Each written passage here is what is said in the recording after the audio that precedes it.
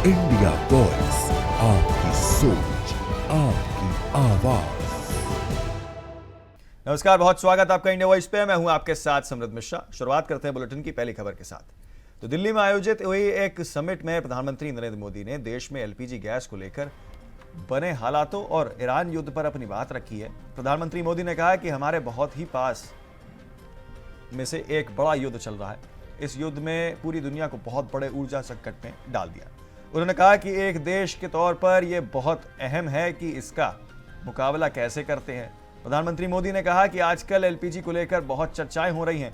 कुछ लोग हैं जो पैनिक क्रिएट करने का प्रयास कर रहे हैं, अपना एजेंडा चलाना चाहते हैं। उन्होंने कहा कि समय वो उन पर राजनीतिक टिप्पणी नहीं करने का है, लेकिन इतना जरूर कहूंगा, ऐसा करके वो जनता के सामने दुख तो एक्सपोज ही हो रहा है, पूरे देश का भी बहुत बड़ा नुकसान कर रहे हैं। इस साथ ही आपको बता दें कि आज जो ये वैश्विक संकट आया है, उसके प्रभाव से कोई भी देश अछूता नहीं है। कम अधिक मात्रा में हर कोई इस संकट का शिकार हुआ है। भारत इस संकट से निपटने के लिए कोई कसर बाकी नहीं छोड़ सकता।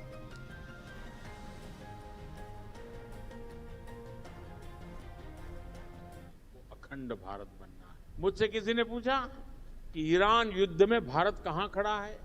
भारत के विषय में किसी को कोई संदेह नहीं होना चाहिए कि हम इजराइल के साथ खड़े हैं।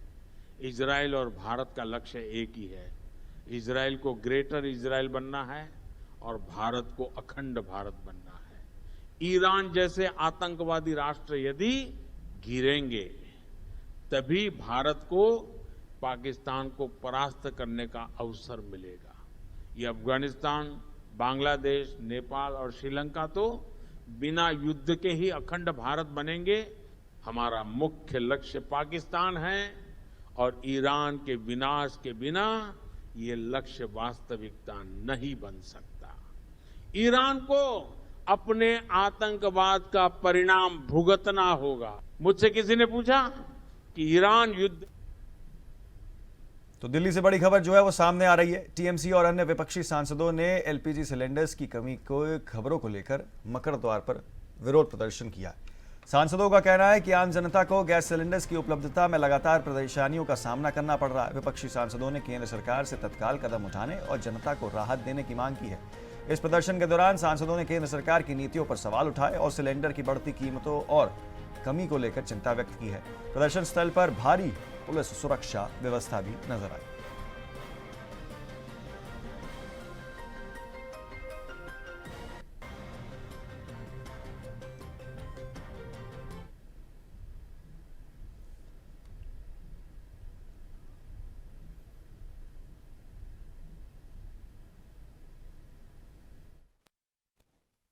क्या प्रधानमंत्री जी वो क्यों नहीं देख रहे हैं?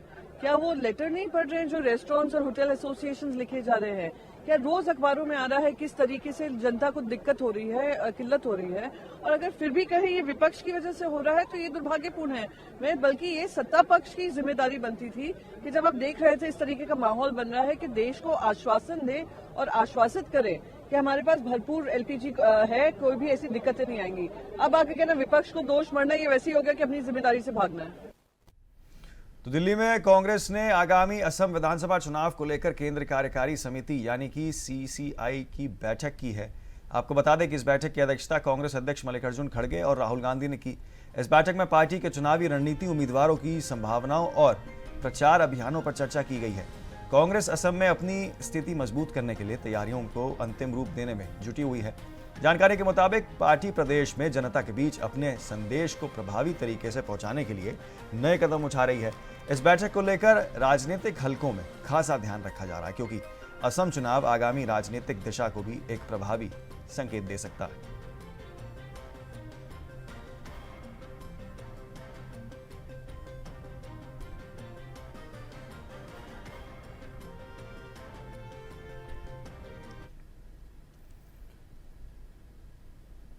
तो लखनऊ में आगामी त्योहारों को लेकर पुलिस ने सुरक्षा और शांति बनाए रखने के लिए विशेष बैठक आयोजित की है। आपको बता दें कि डीसीपी पश्चिम ने यहां पर ऐशबाग ईदगाह और इस्लामिक सेंटर्स में बैठक का अध्यक्षता यहां पर की है। इस बैठक में एडीसीपी पश्चिमी के साथ तीनों एसीपी और बाजार खाला चौक, कैसरबाग और इसी के साथ कई सारे थाना प्रभारी जो हैं मौजूद रहे। पुलिस ने धर्मगुरुओं और सामंत नागरिकों के साथ संवाद किया और सभी से अपील की है कि त्योहारों को शांति और आपसी भाईचारे के साथ मनाया जाए। साथ ही कानून व्यवस्था बनाए रखने में पुलिस का सहयोग देने की भी मांग की गई है। पुलिस ने अफवाहों से बचने और सतर्क रहने की सलाह दी है। साथ ही कहा है कि किसी भी संदिग्ध गतिविधि की तुरंत सूचना संबंधित थाने को दी जाए। इस प्रकार पुलिस और नागरिक मिलकर त्योहारों को सुरक्षित और शांतिपूर्ण बनाने की तैयारी कर रहे हैं। त्योहारों को लेकर पुलिस की शांति समिति बैठक देखने को मिली है, जहां पर डीजीपी के साथ साथ कई सारे तमाम क्षेत्राधिकारी और थाना अध्यक्ष मौजूद हैं।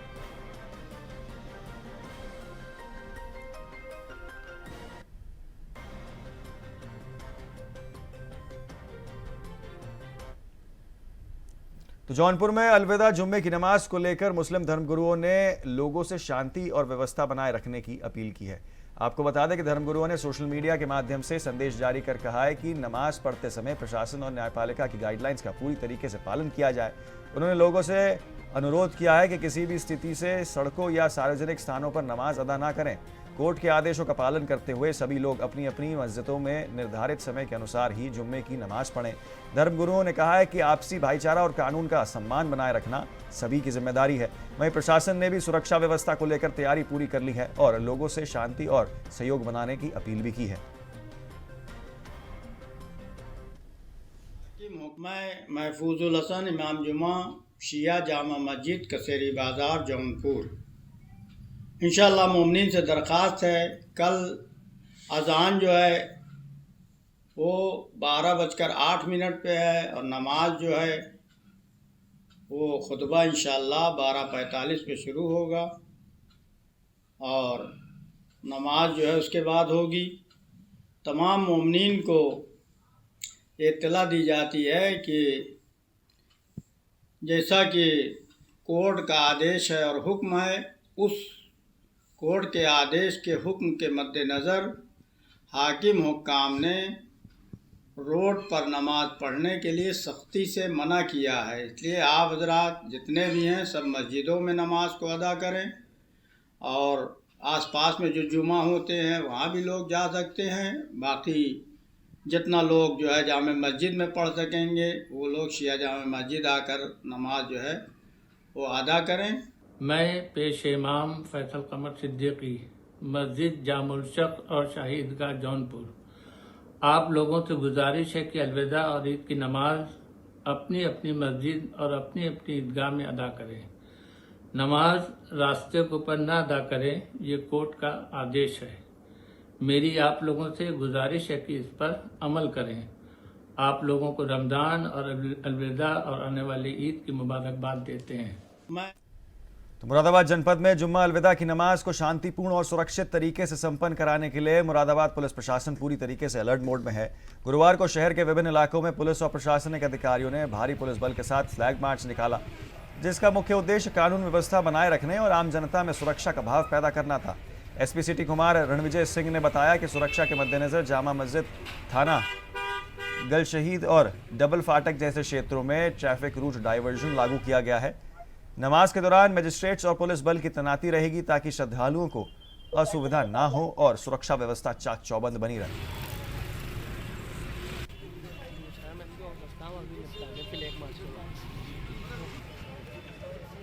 ये हमारी रूटीन पुलिसिंग है जिसमें हम लोग फुट पेट्रोलिंग करते हैं और कल चूँकि अलविदा जुमे की नमाज यहाँ अदा की जाएगी तो जामा मस्जिद के आसपास काफ़ी भीड़ होती है। उसके मद्देनज़र हम लोगों ने आज यहाँ पे ब्रीफिंग की है। सभी जो एरिया है उस एरिया को हम लोगों ने जोन सेक्टर में डिवाइड किया है और जितने जोनल मजिस्ट्रेट, जोनल पुलिस अफसर, सेक्टर पुलिस अधिकारी, सेक्टर मजिस्ट्रेट सबके साथ आज एक मीटिंग हुई है।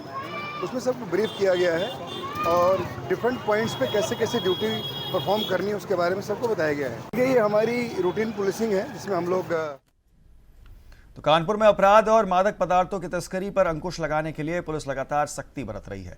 इसी क्रम में कानपुर के चकेरी थाना क्षेत्र में पुलिस द्वारा बड़े स्तर पर सघन चेकिंग अभियान चलाया गया। ज्वाइंट पुलिस कमिश्नर विपिन ताड़ा के नेतृत्व में चलाए गए इस अभियान के दौरान पुलिस ने कई प्रमुख चौराहों और भीड़भाड़ वाले इलाकों में संदिग्ध व्यक्तियों और वाहनों की गहन जांच की है। चौराहों पर वाहनों को रोककर उनकी तलाशी ली गई। वहीं शराब के ठेकों और होटलों में भी संदिग्ध लोगों की जांच की गई है। पुलिस अधिकारियों का कहना है कि अपराध और नशे के कारोबार पर लगाम लगाने के लिए इस तरह के सघन चेकिंग अभियान आगे भी लगातार जारी रहेंगे। आपको बता दें किस तरीके से यहाँ पर चकेरी क्षेत्र में पुलिस का सघन चेकिंग अभियान देखने को मिला।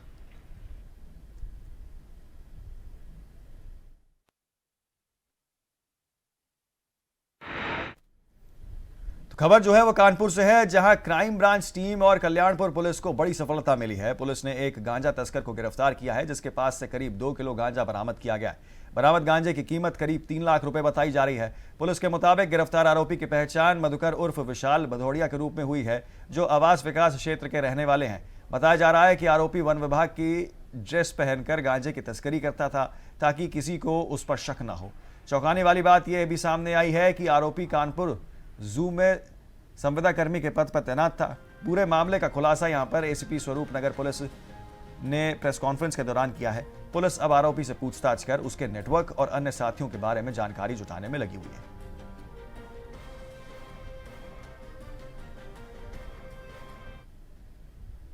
कल्याणपुर थाना और क्राइम ब्रांच की टीम दोनों ने संयुक्त कार्रवाई करते हुए एक व्यक्ति को पकड़ा है, जो पुलिस जैसी यूनिफॉर्म पहन के था। उसका नाम मधुकर उर्फ विकास बताया जा रहा है। पूछताछ करने के बाद ये पता चला कि वो वन विभाग में काम करता था और यहाँ पर गांजा बेचता था। उन्नाव से ये गांजा लाता था और उसके पास से 2 किलो गांजा बरामद हुआ है। कल्याणपुर थाना और क्राइम ब्रांच की टीम दोनों ने संयुक्त कार्रवाई करते हुए एक व्यक्ति को पकड़ा है, जो पुलिस जैसी यूनिफॉर्म पहन के था। उसका नाम मधुकर उर्फ विकास बताया जा रहा है। पूछताछ करने के बाद ये पता चला कि वो वन विभाग में काम करता था और यहाँ पर गांजा बेचता था। उन्नाव से ये गांजा लाता था और उसके पास से 2 किलो गांजा बरामद हुआ है। कल्याणपुर थाना और क्राइम ब्रांच की टीम दोनों ने संयुक्त कार्रवाई करते हुए एक व्यक्ति को पकड़ा है, जो पुलिस जैसी यूनिफॉर्म पहन के था। उसका नाम मधुकर उर्फ विकास बताया जा रहा है।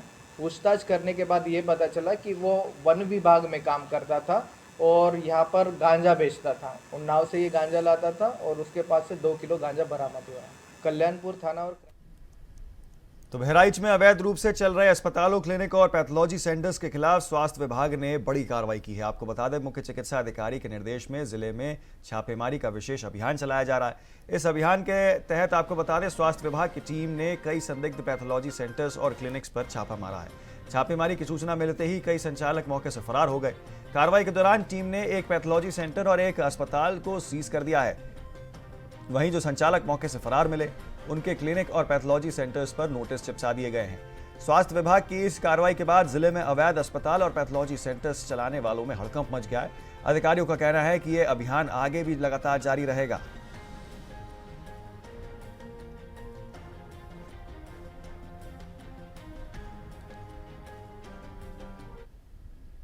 तो लखनऊ में बड़ी खबर सामने आ रही है। आपको बता दें शिकायतकर्ता विकास कुमार पांडे को जान से मारने की धमकी का मामला जो है वो सामने निकल के आया है। उन्होंने योगी सरकार और लखनऊ पुलिस से अपनी सुरक्षा की मांग की है। इस मामले में मुकदमा थाना बीबीडी में 7 मार्च 2026 में दर्ज कराया गया था। 6 मार्च की घटना में 8 नामजद और कई अज्ञात लोगों के खिलाफ केस दर्ज किया गया। पुलिस का कहना है कि घटना के सभी सीसीटीवी फुटेज सामने आ चुके हैं और गिरोह में शिवम उर्फ शिवांक की भूमिका भी उजागर हुई है। मामले में आपको बता दें, स्काईलाइन कंपनी से जुड़े आरोपियों पर गंभीर आरोप लगाए गए हैं, लेकिन अब तक कंपनी के अकाउंट, ऑफिस और वाहनों को सीज नहीं किया गया। वहीं 6 नाबालिग बच्चों के साथ यहां पर कुकृत्य के गंभीर आरोप भी सामने आए हैं। शिकायतकर्ता ने पूरे मामले की शिकायत मुख्यमंत्री कार्यालय से दर्ज करवाई है। पुलिस और प्रशासन मामले की त्वरित और गंभीर जांच में जुटे हुए हैं।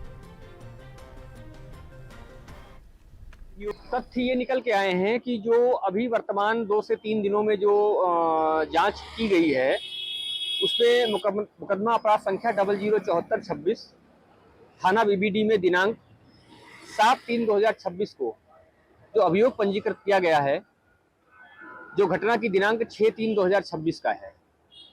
इसमें नामजद 8 लोगों के ऊपर अभियोग पंजीकृत हुआ एवं अज्ञात व्यक्तियों के विरुद्ध, जिसमें शामिल वाहन, अज्ञात वाहन एवं कंपनी के अकाउंट व ऑफिस अभी तक सीज नहीं हुए हैं और बचे हुए अभियुक्तों की गिरफ्तारी नहीं हुई है।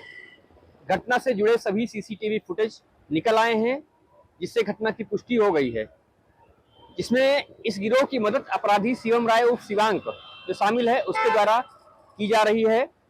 स्काईलाइन कंपनी के अपराधियों एवं सहयोगियों द्वारा दिल्ली में एक जज पीयूष जैन का पैसा लगा होना बताया गया है। पीयूष जैन द्वारा अपराधियों की मदद कर जांच प्रभावित करने की बात सामने आ रही है। स्काईलाइन कंपनी द्वारा गोपेश्वर उपाध्याय, दरोगा एसटीपी चौकी, थाना बीबीडी के द्वारा अज्ञात कुछ थानों के 15 से 20 पुलिसकर्मी आए दिन स्काईलाइन कंपनी में शराब एवं मांस की दावत करते थे। लखनऊ एवं अन्यत्र जगह पर विपक्षी गणों को इनके द्वारा मदद की जाती थी। इनके सह पर आपराधिक कृत्य कारित किए जाते थे। माननीय मुख्यमंत्री जी के नाक के नीचे इतनी बड़ी घटना कारित हो गई। माननीय मुख्यमंत्री जी न्यायप्रिय मुख्यमंत्री हैं। कंपनी एवं उससे जुड़े अपराधियों पर उच्च स्तरीय जांच कराते हुए बुलडोजर की कार्रवाई की अपेक्षा जनमानस द्वारा की जा रही है। तो खबर जो है वो अमेठी से है, जहां तेज रफ्तार वाहन ने बाइक सवार को जोरदार टक्कर मार दी। इस हादसे में बाइक सवार पर 3 लोग घायल हो गए हैं। घटना जायज थाना क्षेत्र के निरौली पुल के पास की बताई जा रही है। सूचना मिलते ही स्थानीय पुलिस मौके पर पहुंची और राहगीरों की मदद से घायलों को तुरंत इलाज के लिए यहां पर फुर्सतगंज CHC भिजवाया गया। पुलिस ने कहा है कि वाहन चालक की पहचान और वाहन की तलाश के लिए जांच शुरू कर दी गई है। तेज रफ्तार का कहर इस तरीके से देखने को मिला कि टक्कर लगी और 3 लोग घायल हो गए।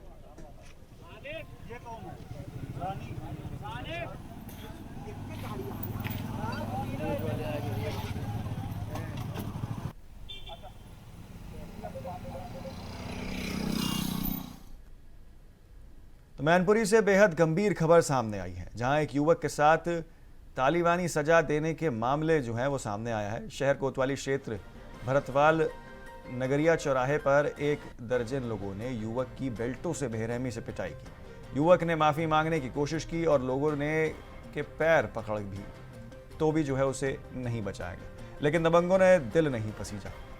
पीड़ित युवक अचेत हो गया और आरोपी मौके से फरार हो गया है। घटने का लाइव वीडियो सोशल मीडिया पे जो है वो वायरल हो रहा है, जिससे पूरे शहर में सनसनी फैल गई है। प्रारंभिक जानकारी के अनुसार आपको बता दें, आरोपी ने युवक पर अवैध संबंधों के शक में ये कार्य किया।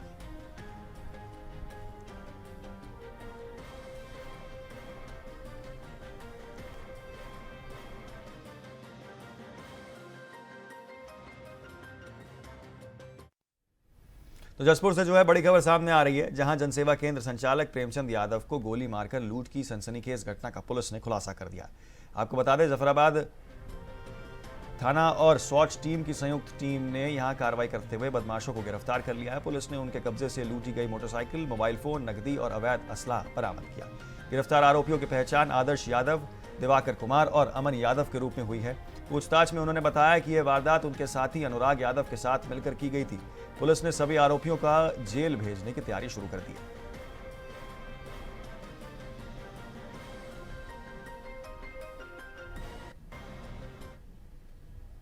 थाना जफराबाद क्षेत्र के गोसाईपुर गांव में जनसेवा केंद्र के संचालक के साथ गोली मारकर लूट की घटना को कुछ बाइक सवार अज्ञात युवकों द्वारा अंजाम दिया गया था। इस घटना के अनावरण के लिए वरिष्ठ पुलिस अधीक्षक महोदय द्वारा कई टीमों का गठन किया गया था। इन टीमों के द्वारा CCTV एनालिसिस और मैनुअल इनपुट के आधार पर बहुत जगह पर घेराबंदी की जा रही थी। बिलाव घाट क्षेत्र में घेराबंदी कर चेकिंग कर रही थी।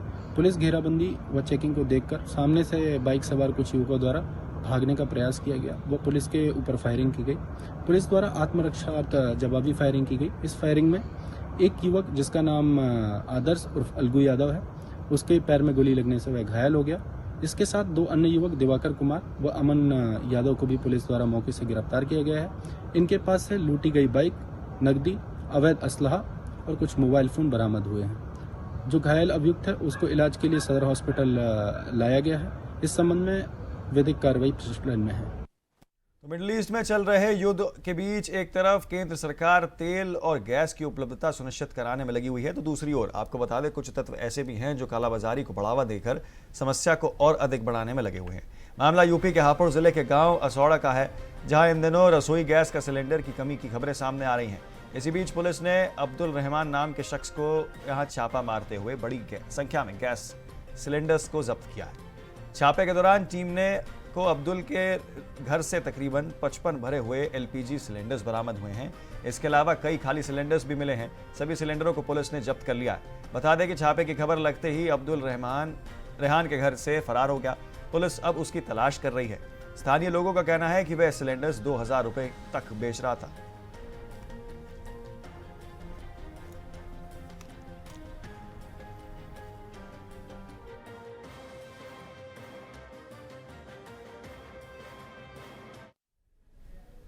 तो मेरठ के भगत सिंह मार्केट में दुकानदारों के बीच मारपीट का वीडियो सोशल मीडिया पे काफी तेजी से वायरल हो रहा है। मामला कोतवाली क्षेत्र का बताया जा रहा है। ग्राहकों को दुकान पर बुलाने को लेकर दो दुकानदारों में कहासुनी हो गई, जो देखते ही देखते हिंसक झगड़े में बदल गई। दोनों पक्षों के कई लोग आमने सामने आ गए और बाजार में जमकर थप्पड़ घूंसे चले। इस मारपीट में एक युवक गंभीर रूप से घायल हो गया है। पुलिस ने वायरल वीडियो के आधार पर दोनों पक्षों के खिलाफ मुकदमा दर्ज कर आरोपियों की पहचान और गिरफ्तारी की कार्रवाई शुरू कर दी है।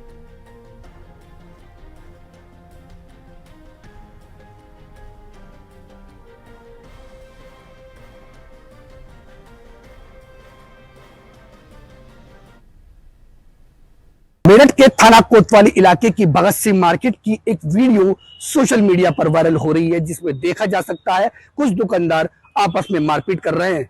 बताया ये जा रहा है कि वहां पर ग्राहकों को बुलाने के ऊपर कहासुनी होती है और ये कहासुनी विवाद में और मारपीट में बदल जाती है। लगातार भगत सिंह मार्केट में एक के बाद एक घटनाएं होती जाती हैं, लेकिन कहीं ना कहीं चौकी इंचार्ज उन घटनाओं को रोकने में नाकाम होते नजर आ रहे हैं। कार्रवाई के नाम पर की जाती है फौरी कार्रवाई, नहीं की जाती कोई ठोस कार्रवाई। कैमरामैन मोहसिन खान के साथ मैं शाहरुख सफी, इंडिया वॉइस मेरठ। हो रहा है जिसमें दो पक्ष आपस में मारपीट करते हुए नजर आ रहे हैं। देखिए एक फुटेज वायरल हो रहा है जिसमें दो पक्ष आपस में मारपीट करते हुए नजर आ रहे हैं। ये मामला थाना कोतवाली क्षेत्र के भगत सिंह मार्केट का है। इसमें दो पक्षों के बीच में जो ग्राहक हैं उनको बुलाने को लेकर आपस में मारपीट हुई, कहासुनी हुई। इसमें दोनों पक्ष का जो है उनका मेडिकल कराया गया है। सुसंगत धाराओं में मुकदमा पंजीकृत कर इसमें आवश्यक कार्रवाई की जाएगी। देखिए एक फुटेज। तो बसपा से सियासत की सीढ़ियां चढ़कर बुलंदियों तक पहुंचने वाले पूर्व कैबिनेट मंत्री नसीमुद्दीन सिद्दीकी बीते कुछ महीने पहले कांग्रेस से नाता तोड़कर अखिलेश यादव की अगुवाई वाली समाजवादी पार्टी में शामिल हो गए।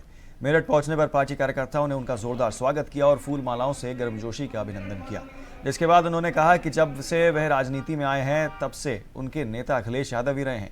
आज भी मेरे नेता अखिलेश यादव हैं और जब तक मेरी जिंदगी है तब तक वही मेरा नेता रहेंगे। उन्होंने बीजेपी पर निशाना साधते हुए कहा कि राजनीति में उतार चढ़ाव आते रहते हैं। साथ ही उन्होंने विश्वास जताया है कि आने वाले समय में विपक्ष मजबूत होगा और देश प्रदेश की जनता बदलाव चाहती है।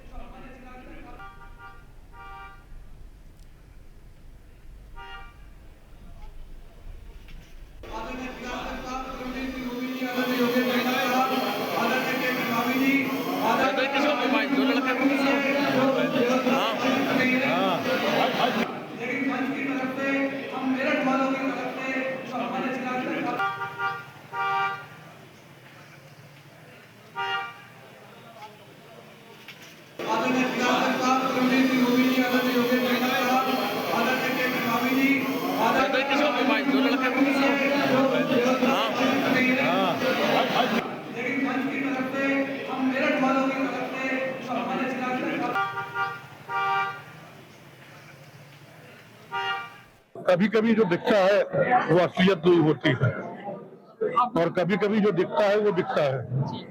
तो फिलहाल मैंने अपना वजन जानबूझ करके 32 किलो घटाया है, तो मैं अपने आप को स्वस्थ महसूस कर रहा हूँ। ये वजन घटाया है 27 को देखते हुए। 27 से वजन का, व्यक्तिगत वजन का कोई मतलब नहीं। अब पार्टी का वजन बढ़ना चाहिए, जो कि हर समाज, हर वर्ग के लोग बढ़ाने के लिए तैयार हैं। माननीय मंत्री जी बैठे हैं, विधायक जी बैठे हैं, जिला अध्यक्ष बैठे हैं, हमारे पूर्व विधायक जी बैठे हैं, तो ये सब लोग लगे हुए हैं। इनका सहयोगी मैं भी हूँ। कभी कभी जो दिखता है वो असलियत नहीं होती है। तो प्रयागराज के अरेल क्षेत्र में बौद्ध कम्प्यून इंटरनेशनल परिवार द्वारा ऐतिहासिक पहल की गई है। आपको बता दें कि स्मार्ट हर्षवर्धन बुद्ध विहार परिसर में 14 प्रमुख शिलालेखी सहित कुल 19 शिलालेखी की प्राकृतियां स्थापित की गईं। ये प्राकृतियां मूल धम लिपि ब्रह्मी में तैयार की गई हैं, जिनकी भाषा प्राकृतिक और पाली है। आम लोगों की समझ में इन्हें हिंदी और अंग्रेजी अनुवाद के साथ ही लगाया जाता है। इन शिलालेखियों का उद्घाटन 14 मार्च को उत्तर प्रदेश के डिप्टी सीएम केशव प्रसाद मौर्य करेंगे। बौद्ध कम्यून इंटरनेशनल परिवार के संरक्षण रणजीत सिंह ने इस बारे में पूरी जानकारी साझा की।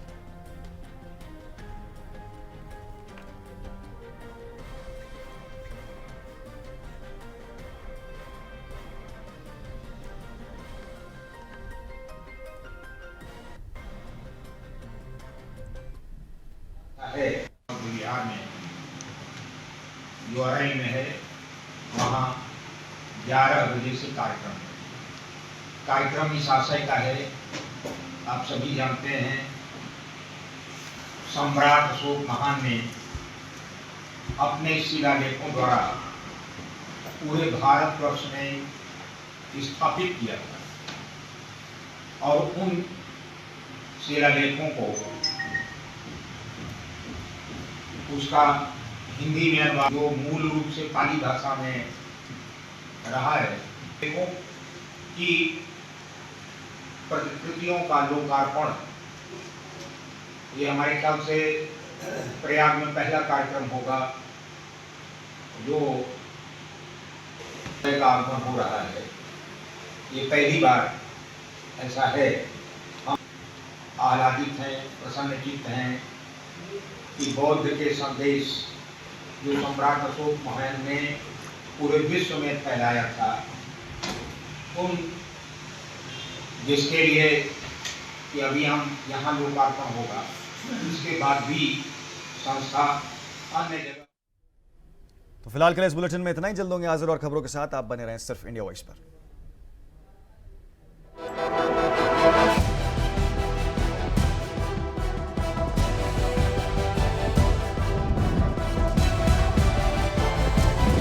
इंडिया वॉइस, आपकी सोच, आपकी आवाज।